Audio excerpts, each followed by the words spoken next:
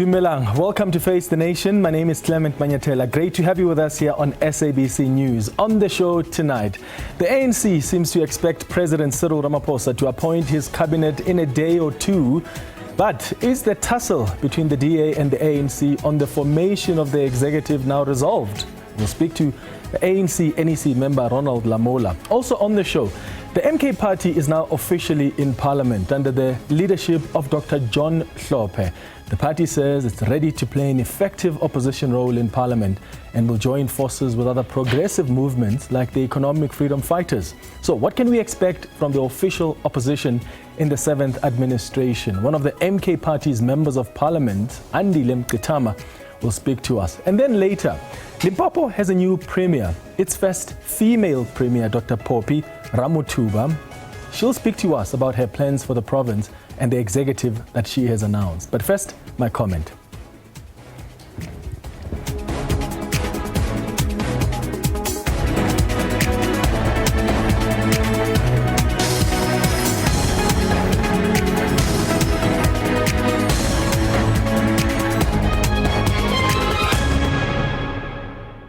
So, the DA and the ANC seem to be getting closer to an agreement. Yesterday's meeting between President Cyril Ramaphosa and the DA leader John Steenhuisen was described as positive. In fact, those close to the negotiations said they expect a deal to be finalized soon and for the president to announce his cabinet.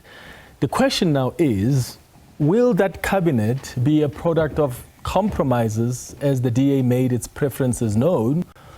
Or will it be an indication of the ANC that has put its foot down and allowed the president to exercise his prerogative and not bow to pressure?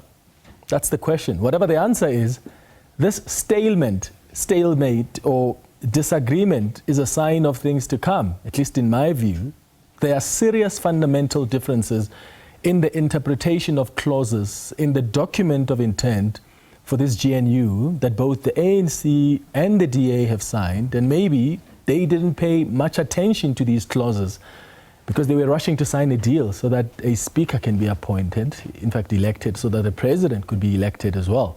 The biggest thing that caused the latest dispute around the constitution of the executive is clause 16, which says, and I quote here, "The government of national unity shall be constituted in a manner that reflects genuine inclusiveness of political parties that are party to this statement of intent and are represented in the National Assembly, broadly taking into account the number of seats parties have in the National Assembly and the need to advance the national interest. The President, in consultation with the executive, must take into account the electoral outcomes," end quote. So the DA is using this particular clause to argue that they must be given ministries that are proportional to their support or percentage of votes or seats in the National Assembly. And they don't want to give up ministries to accommodate smaller parties that have since joined the GNU. They say they don't want to be the only ones that are willing to do that. The ANC must also be willing to give up some of the ministries for that purpose. The difference, though, is that as much as the clause somehow helps the DA negotiate to be adequately represented in cabinet, it doesn't contain a direct, strict formula that forces the ANC or even the president to apportion posts according to proportional representation, which in a way also helps the ANC. So the question I'm asking tonight is, knowing the demands or preferences that the DA has made to the ANC regarding cabinet positions and the ANC's response, describing them as outrageous and outlandish, do you think the DA is overplaying its hand, or must the ANC just learn to share? The reality here is, even if the ANC gets, even the DA, in fact, gets all these ministries that they're asking for, they won't have carte blanche to do whatever they want, because cabinet is the center of power in the executive arm of the state. So much as the DA said the ANC needs them for sufficient consensus, they too need the ANC.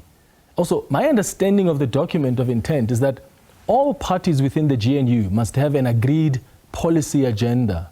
So the ministers belonging to different parties won't be working in silos. In fact, clause 13 of that document says, and I quote, "The parties within the GNU shall within 6 weeks from the formation of the GNU develop an agreed policy agenda which shall include policy priorities and policy compromises," end quote. So the DA and the ANC and other parties in the GNU have to develop an agreed policy agenda for the next 5 years. That will include policy compromises. Now that, I think, will be the next difficult stage of this GNU. So buckle up, because it's about to get bumpy. That question again that I'm asking tonight, knowing these demands or preferences that the DA has made to the ANC regarding cabinet positions and the ANC's response, calling them outrageous and outlandish, do you think the DA has overplayed its hand, or must the ANC just learn to share? You can send us your WhatsApp voice note on 078 459 1897. Remember to tell us your name and your surname and where you're sending your voice note from. Please keep those voice notes at 30 seconds. Alternatively, you can send us an X on @FaceTheNation SABC. After the break, Ronald Lamola, ANC NEC member, faces the nation. Stay with us.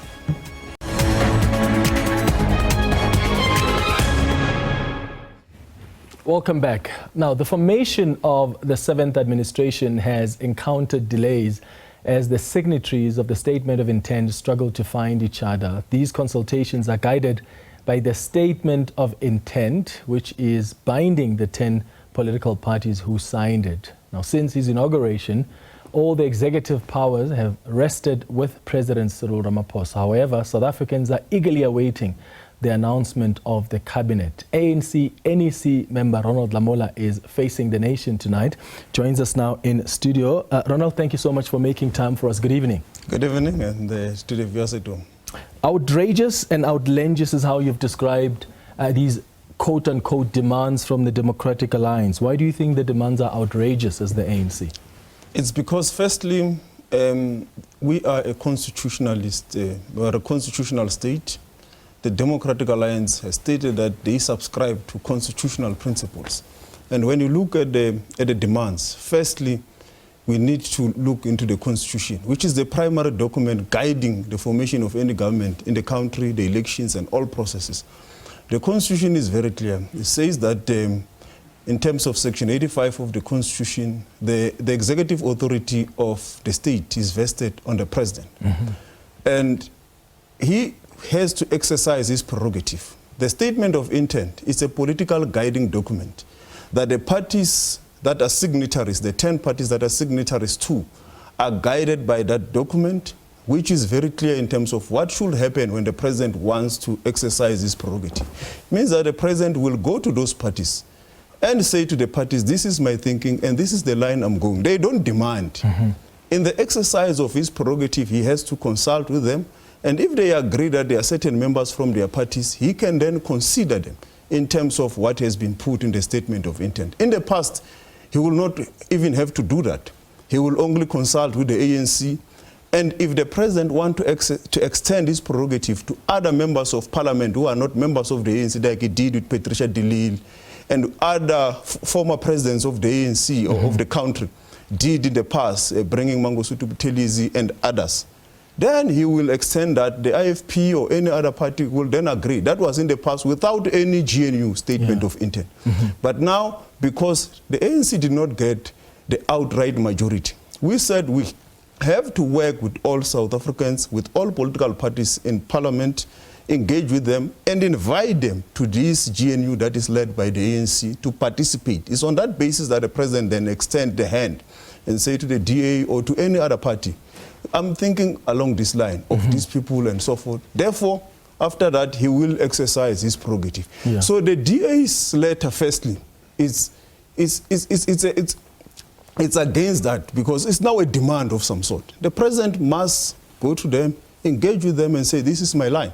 The second part is that they also want to say, when that prerogative has been exercised, the president must appoint a minister or a deputy minister in line with what they want, including DGs for their party. That is now to federalize the state.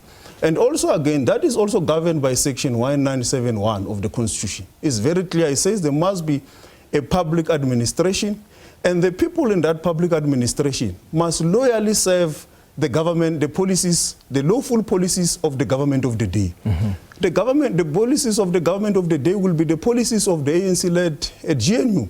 So there won't be any party who will come into the GNU to serve their party or anything. Okay, let's clarify that. They are going to be guided by cabinet existing protocols. Policy. Yes. So when you say an ANC-led GNU and there's no party that's going to come and advance whatever interests, I mean, my understanding is that the political parties that are part of the GNU have a mandate from the electorate. They are not coming into the GNU to come and prop up the ANC and be quote-unquote the bridesmaid, because that would be, that would be unfair. If you are bringing them in the GNU, surely they need to be able to represent their electorate. In fact, I think it's clause 16 of the document says within 6 weeks you've got to be agree on an agreed policy agenda and what the compromises are going to be. So it's not your policy as the ANC that takes precedence, it's the policy that you will agree together with the parties that are in the GNU. Yes, and that's where the statement of intent comes in. If you look into it, it's very clear in terms of what the government must do, in terms of the principles, respect of the constitution, redress, including equity, and so forth. It's in the statement. And that also has been influenced by the parties in the GNU, which include the ANC's leadership. But obviously, we have also said in that statement of intent, there will be that Lekgotla, which will also look into all the manifestos of the parties, engage on them, and also look into how do we ensure that they are also synthesized into a government program. But that will also be informed by the national dialogue, which we are going to have with all the parties, but also with South Africans, civil society, business, religious leaders, to input into the next 5 years program of action. What are the urgent priorities and so forth. But you must separate, Clement. There is existing policies as we speak. There's legislation as we speak now. That legislation is not going to be changed tomorrow. That legislation must be implemented. Yeah, we have to continue. Could be changed in the next 5 years. The DA could say to you, you and I disagree on BEE, we disagree on the NHI. Let's go back to Parliament and propose a bill that brings about an amendment that makes all of us happy. They can do that. Firstly, that will have to be agreed. And that's why I say we must separate the rules. There will be rules of Parliament in this respect. And that Parliament then will have to process the legislations that comes from the executive. The second role is the role of what the executive does. And the executive's programs and everything is governed by cabinet protocol. That's where then there is no political party there. You don't go there and represent the ANC. You know, the first time I arrived in cabinet, I said, comrade, they said, you don't do that. Here is Mester and so forth. So the executive, you don't vote as a DA or as a EFF or as what? It's the executive that is vested in the president. You are delegated to execute the policies of the government of the day as led by the president. In fact, you are a representative of the president if you are a minister for that particular department. Well, so that works in a case, Ronald, where you are the majority party and you are governing. And these are different times. In this case, you got 40% of the votes. It's not that the president comes and says you are representing me and therefore go do this. There will be disagreements. The ANC, the DA can say, we don't agree with that. Whatever disagreements that could happen. And that's why I say in terms of Section 85, it says that the executive authority of the state is vested on the president. It's very clear. There's no confusion. It doesn't say of the governing party or anything. It's vested on the president, who you then represent in your function as a functionary of that particular department. So there is no confusion about that. So in cases where the DA disagrees with cabinet decisions, what happens? Obviously, they may disagree with cabinet decisions, which is possible. But cabinet decisions and discussions are confidential. There is a particular protocol. And if you read clause 21 of the statement of intent, it speaks about the cabinet protocols that must be respected. You don't go in there as a DA or as an ANC or whatever. Even myself, I'm not called Comrade Lamola in the cabinet. I'm called Are you suggesting that the president can override whatever disagreement or objections that other cabinet ministers coming from other parties are bringing on the table? In the cabinet, you discuss, it is now a cabinet decision. But who decides it's a cabinet decision? It's the cabinet itself. Remember, the president will be chairing. And as the president chairs, if there are issues in cabinet, they are debated, they are resolved in cabinet.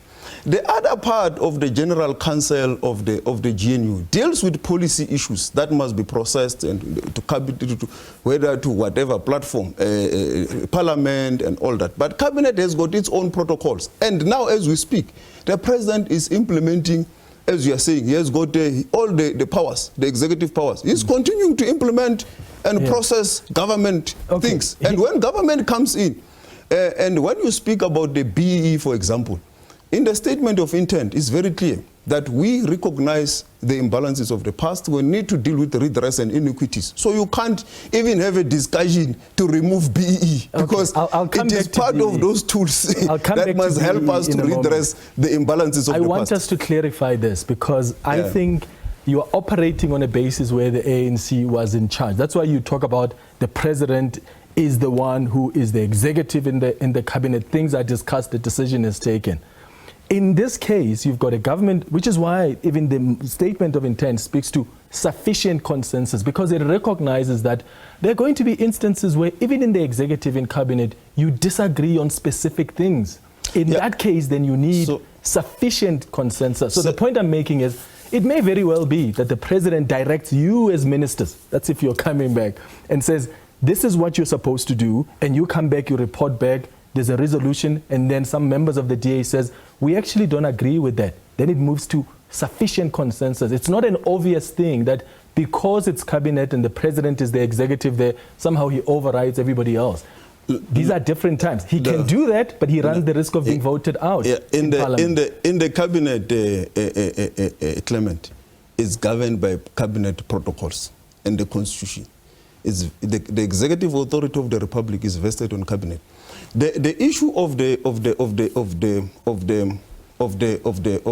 deadlock breaking mechanisms and so forth will be applicable, yes, but it's a separate forum where, for example, the SGs of the various political parties will come in and resolve teething challenges like policy matters that might be controversial.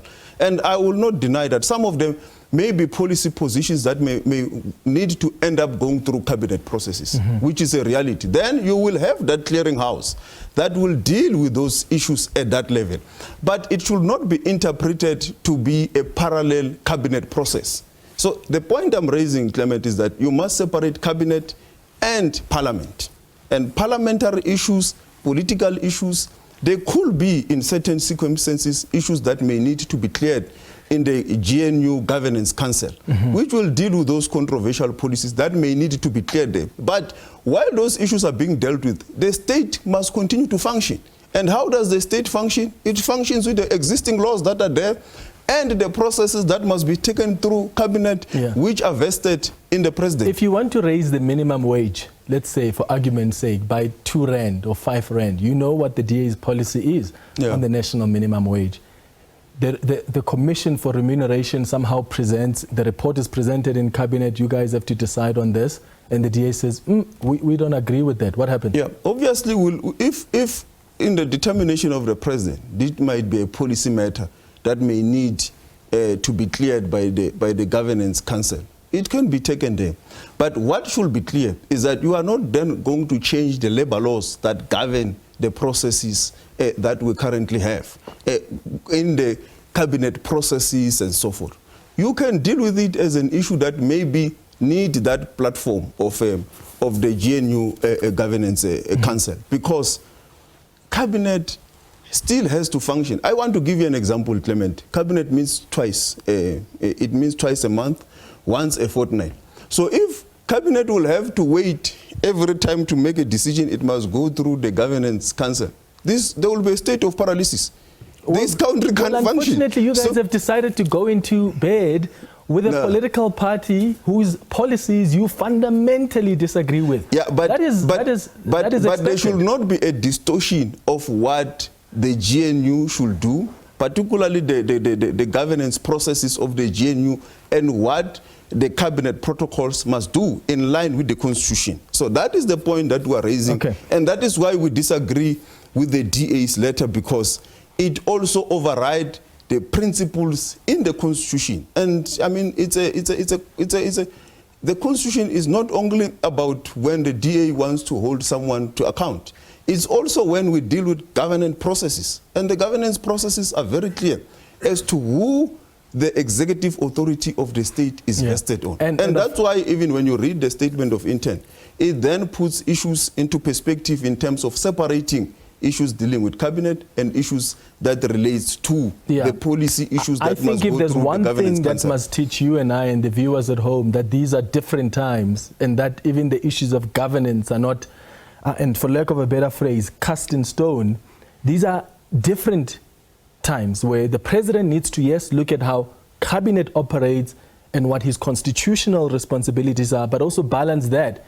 If he still wants to be president, balance that with the political dynamics and managing the different interest in the GNU. I want to quickly ask you about... You can't say that, Clement. You can't say it, but you will remember that the president has always been consulting anyway, which he will do even now. And that's why now he has not yet announced cabinet. It's because he's consulting all the parties. He's doing that. Well, part of the reason is because he's not giving the DA what they want, which is why they sent you guys a letter and say, give us Ministry of Mineral Resources, Ministry of Transport, Trade and Industry, Public Works, Higher Education, Public Service and Administration, COCTA, Justice, Home Affairs, International Relations, and the Ministry of Communications.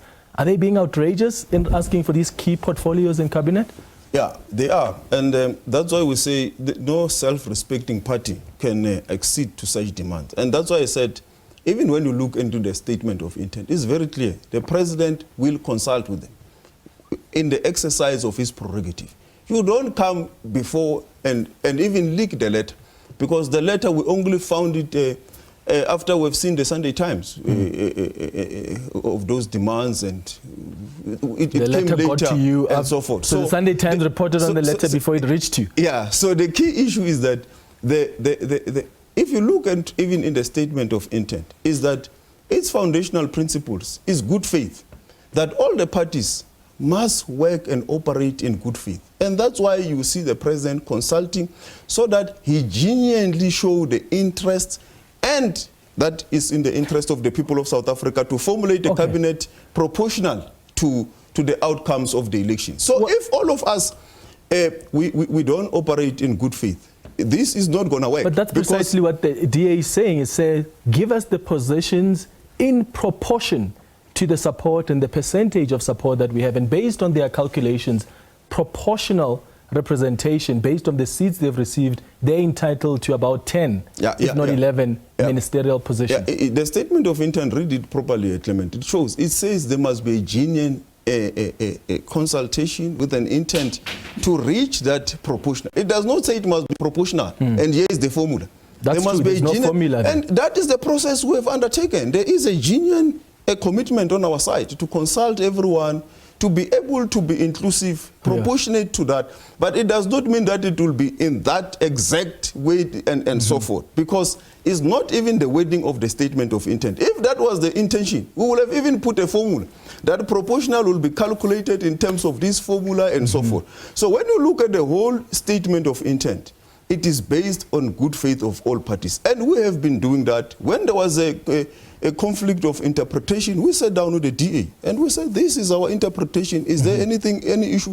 And there was clarity that this is based on good faith, and it is also good faith that the president will genuinely consult with everyone, and at the end, he will then exercise his prerogative, which I believe he's going to do. From what the ANC believes there, are they entitled to what, 8, 7 ministerial positions? Obviously, it will depend on at the end, the president, when he exercises his prerogative, he will have to decide how many cabinet positions and how many departments he wants to establish. You cannot even determine proportionate if you don't even know. It's only the president who knows how many he wants to establish. Even the ANC will be consulted, will be engaged, and when that is decided, he will then say, I believe these are the people I can work with, and these are the numbers from these political parties, and this is the decision I've taken. Are you willing to share, though, Ronald, as the ANC? Because the ministries I read to you that the DA says it prefers, that still leaves you as the ANC with some key ministries. I mean, you're left with, you still have defense, you still have basic education,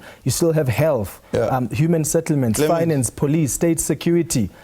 This is just among others. We have not all fallen from heaven. The ANC has been sharing, even when it has a two-third majority.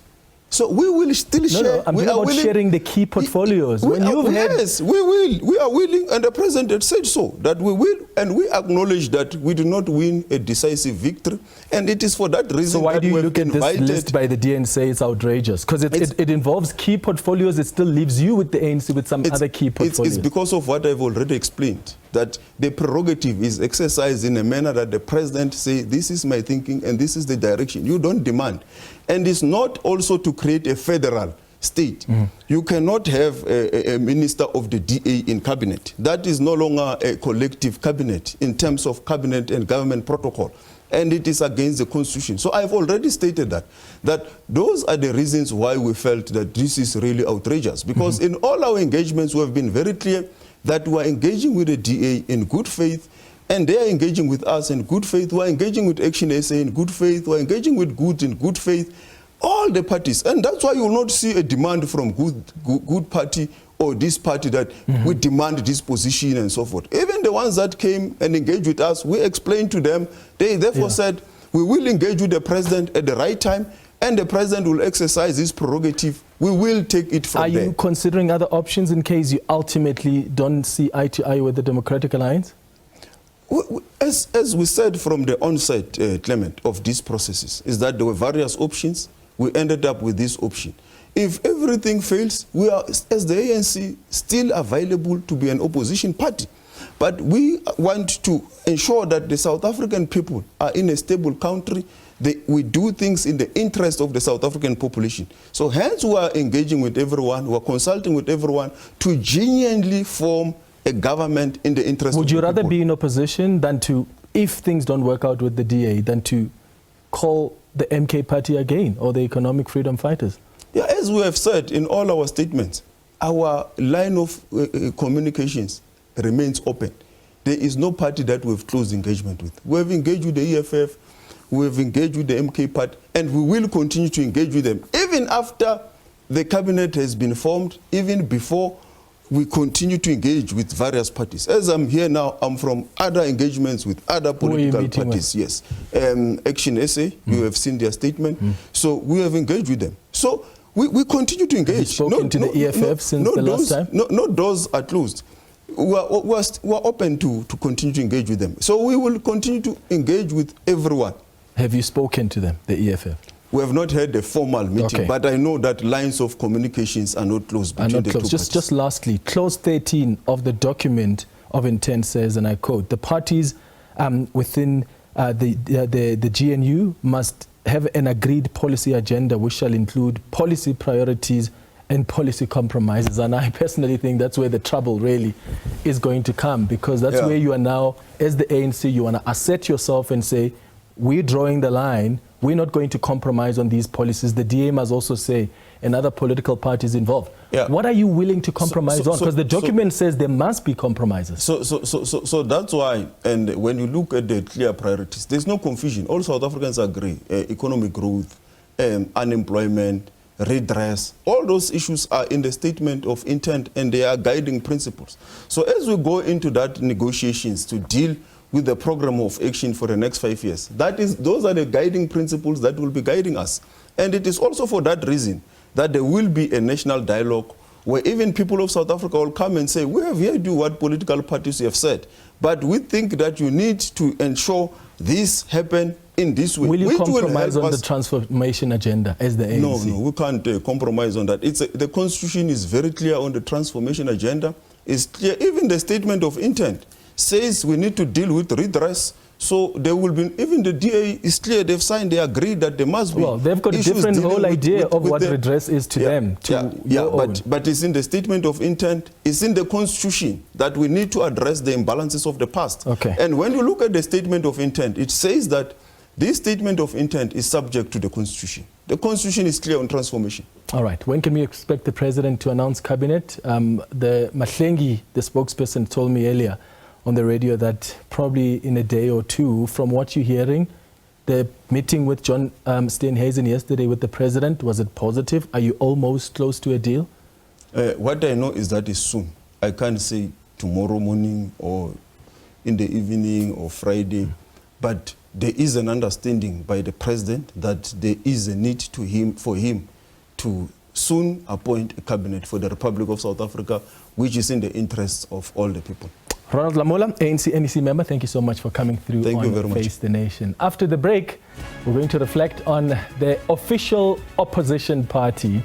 That's the MK Party. 58 members of the MK Party were sworn in today in Parliament. Stay with us here on Face the Nation.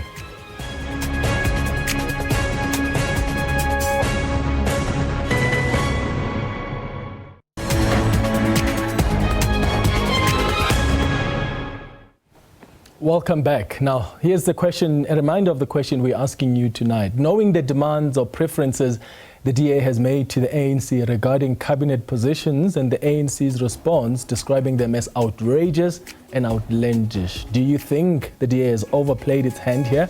Or must the ANC just learn to share? We've got some tweets that have come through. Malume says, it is GNU, power must be shared. The ANC, it is wrong to think they must govern alone. The DA must demand even more enough. I feel the ANC and the DA are wings of the same bird. The whole drama is scripted. Moses says the DA is being unfair. The ANC should just kick them out of the GNU and approach other parties. This thing is not all about them.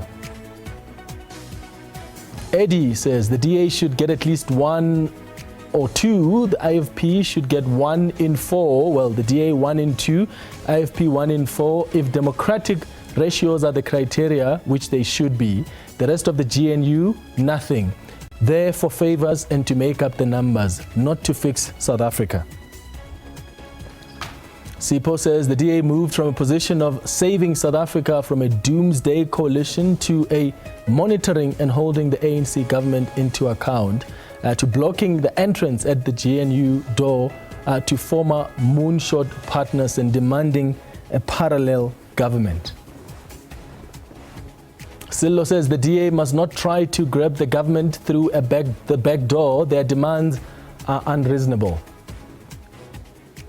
Thank you so much for your tweets. Let's move to this now. 58 members of the Umkhonto weSizwe party were finally sworn in as members of parliament today. Last week, the party indicated that they would not attend the first sitting on Friday when other political parties were sworn in. Former Western Cape High Court Judge President Dr John Hlophe also took his oath alongside the other MK party members. Hlophe will be the party's leader in parliament.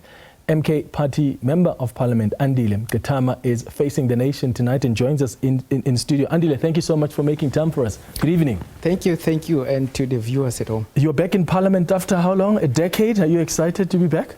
Yes, it's good to be back with very high expectations about what must happen. Mm-hmm. You know, the past 10 years since I stepped out of that Parliament, we have not addressed the big questions. The question of land, the question of the economy, and of course addressing racism.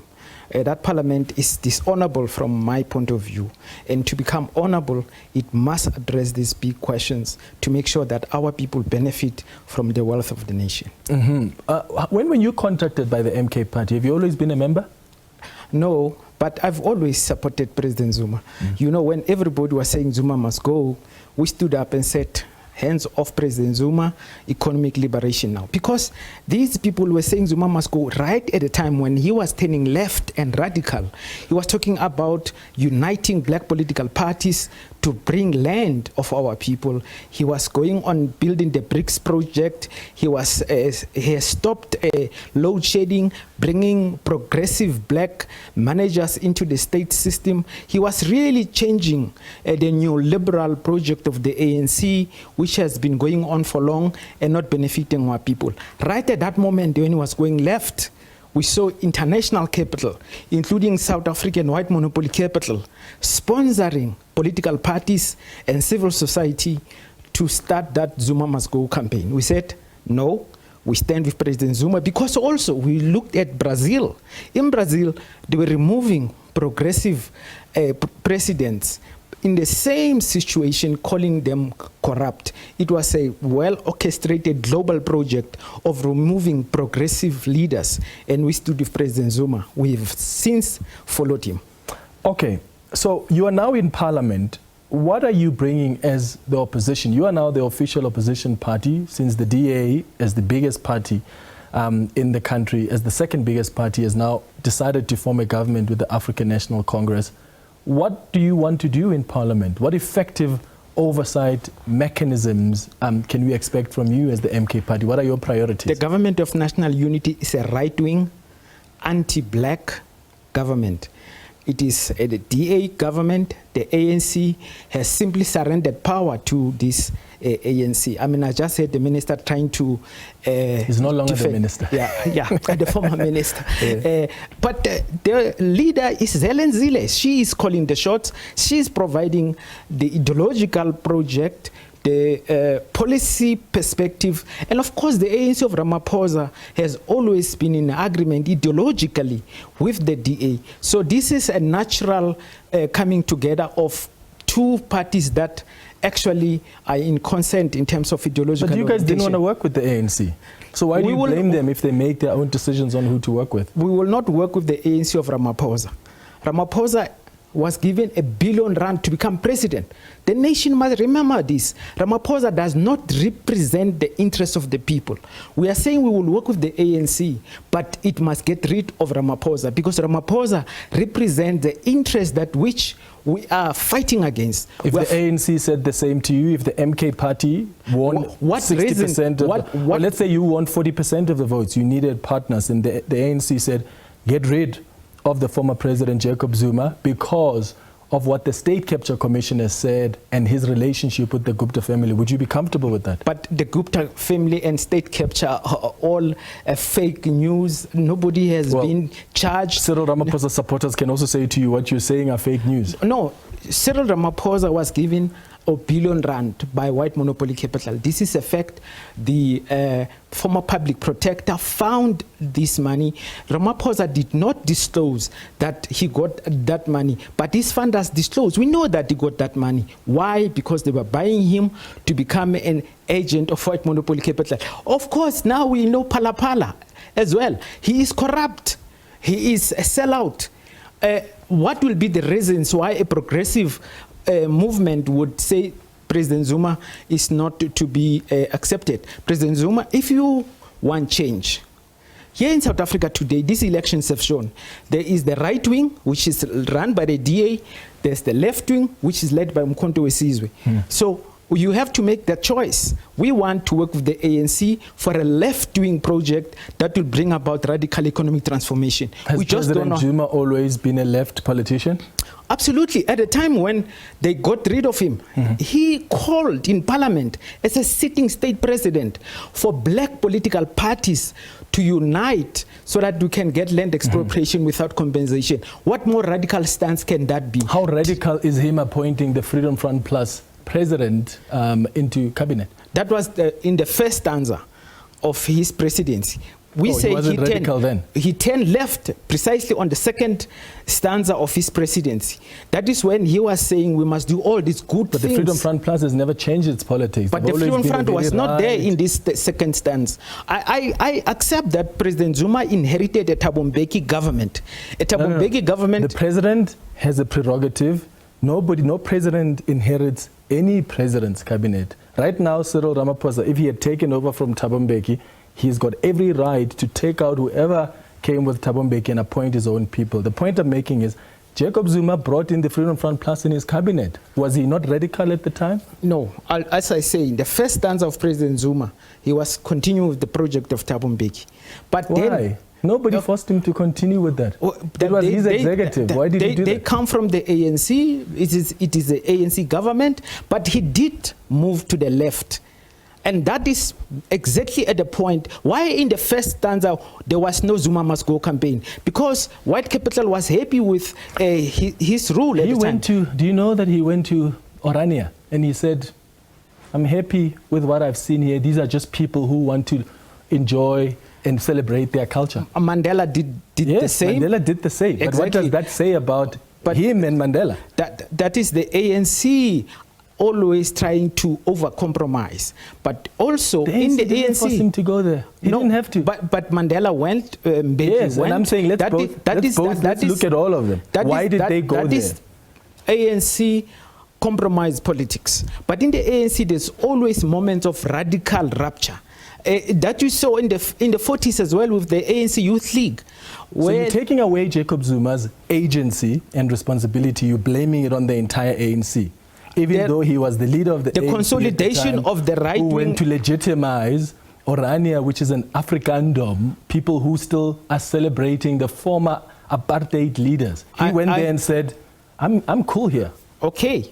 Now, I'm saying to you, look at when he get attacked. When he did that, he was a darling of the West. Just like basically... Was he right to do that? Of course, I mean, I oppose that. Just like President Mugabe, whom I support, he was knighted by the Queen of England. But when he took the land and moved to the left, they attacked him. That's what exactly happened with President Zuma. President Zuma's career politically at the end, it was a left-wing radical program which we must support. So at the end, he woke up to the realities and changes tune at the end. Better to change than to... Which is a fair point. It's better to change, right? Exactly. But don't be critical of the ANC if they bring in the Freedom Front Plus, because Jacob Zuma has done it. But don't we criticize that. About Orania because your leader has done We that. criticize all those moves where the ANC make compromises to the right wing. But don't make it as though your leader has never done that. Of course, but then he moved to the left. That is when he was attacked. To the left? Maybe the ANC will move to the left in 2 years. Oh, it's a conjecture. We will then support them at that moment. Okay. We support the real political moves, not what we think they will happen in the future. The ANC is a right wing right now. It's captured by Helen Zille. It is anti-black, and it's going to reverse all the gains, the little gains of democracy. We are in a very dangerous state of politics in this country. That is why we need the left consolidation. Umkhonto weSizwe, EFF, and all the progressive parties must get together and hold this. How are you going to do that? Hold this government of national unity accountable? Well, we are going to use all the possible platforms. Parliament will be very active. We are going to make sure we expose all the corruptions, all the compromises, but also we are a revolutionary movement. Outside of Parliament, we're going to mobilize as well to make sure that we push the whole national agenda towards the left, and we address the big question, the question of land, bring back the Msebenzizwane mining charter. You know that charter said we must get 30% of mines within a year. It gave over 50% ownership in terms of representation in the boards of mines. It was a very progressive agenda. And it was the ANC charter, it wasn't Msebenzizwane's charter. Well, it was him who championed it, and they got rid of it, him, and they got rid of it as well, to show that the current ANC of Ramaphosa will never go with a radical economic transformation. All right. Andile Mngxitama, thank you so much for coming through. All the best with your plans in Parliament as the MK party. Thank you. Thank you so much. All right, let's move to this now. Limpopo has a new premier. It's the first female premier, Dr. Phophi Ramathuba, appointed a 10-member cabinet. In fact, that's her executive. 4 of the appointed MECs come from the previous administration of the previous Premier Stanley Mathabata, while 6 are new. However, the DA in Limpopo has raised some red flags on some of the MECs that the Premier has appointed. Let's welcome Premier Ramathuba now on Face the Nation. Premier, thank you so much for making time for us. You have hit the ground running with all the challenges facing the province. What have you prioritized as the Limpopo government? Good evening, and evening to all your viewers out there. As a province, we appreciate the fact that we are an 80% rural province. When you talk about unemployment rate, it's even worse when you speak about the expanded unemployment rate, especially on the young people.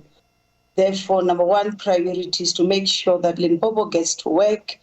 We make sure that we must be able to create job opportunities, focusing on the young people and also women, and also making sure that we industrialize and build industry within our province. Economic growth and development is high in terms of our agenda. And of course, if you look at the ANC manifesto, where it talks about investing in our people, when you look at water supply, and especially in our different communities, whether rural, township, and urban, it is a serious challenge. Actually, we've regressed. At some stage, we were at 80% in terms of supply of water. Now we've gone back to 69%. So we need to really put a lot of efforts to make sure that water supply gets on track. Yeah. And I can go on. But the three top priorities would be job creation, water supply, and also roads and infrastructure. Yeah, let's talk about job creation, because there are people who are from Limpopo who often say, if we had opportunities to work in this province, we would do so instead of migrating to provinces like Gauteng. What are the plans to grow the economy of the province so that you begin to retain the skills that leave the province for places like Gauteng? That is very true, because even if you look at Stats SA reports, more babies are born in our province, but when they turn 18, they migrate to Gauteng. Limpopo is blessed in terms of natural resources. One of the major economic drive is supposed to be our mineral resources, which in terms of mining in the country, it contributes around 7.2% of the GDP.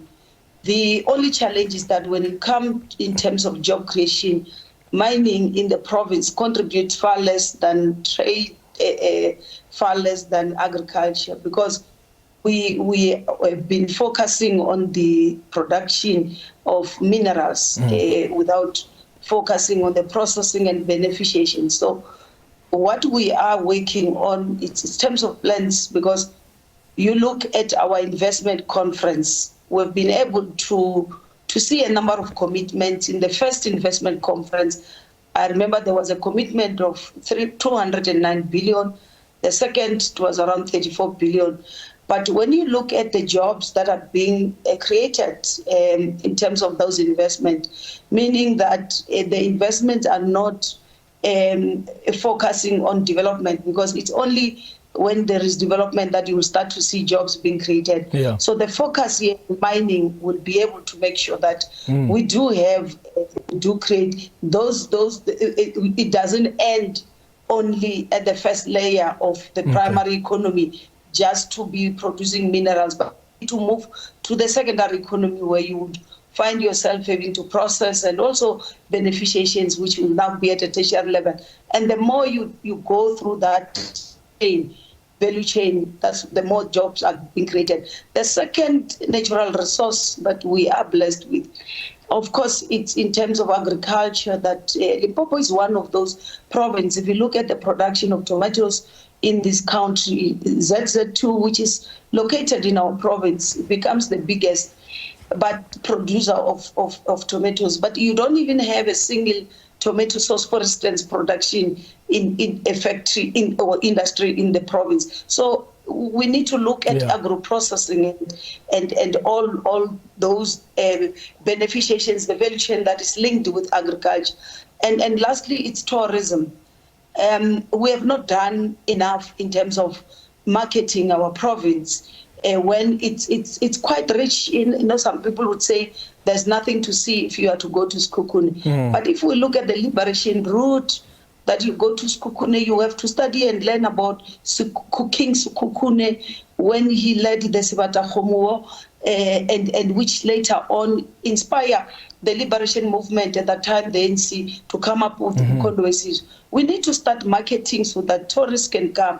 You go to Wembe district, there is also not only the big five, we talk about the big six, the sixth one being the biggest boabab tree in the world. Yeah. You go to Mapungubye there in Wembe, you go to Mopani, you go to Hoedspruit, you'll find endangered species like cheetahs, which you can't find easily anywhere in the world. The queen, the reigning queen, Queen Mujaj. These are the areas. Go to Waterberg, the biospheres that there, the beauty of Waterberg. Yeah.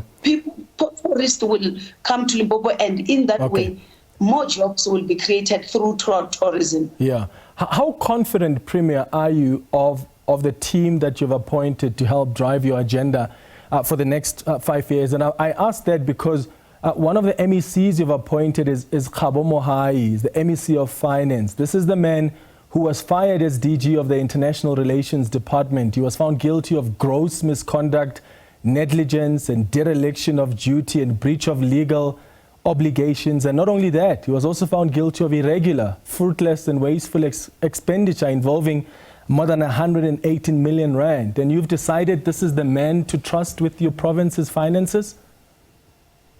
We have gone through the processes, vigorous processes, before we could even finalize the appointment of the members of the Executive Council. And we are confident that the team that we've appointed will be able to execute the task at hand. We'll look at the capacity, the skills that they have, experience that they have.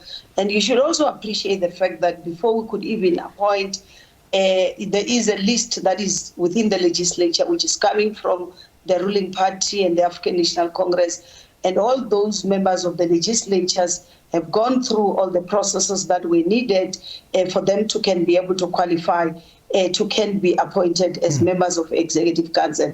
And then I wouldn't want you to drag me into the employer-employee relations that has happened, the labor relations issues that can happen to anyone. So I wouldn't want to. The focus is that let's allow the team that has been put in place, give them a chance and judge them within 12 months. They've all been subjected to a performance. They will be subjected to a performance agreement. Now, they've been all requested to come up with their first 100 days.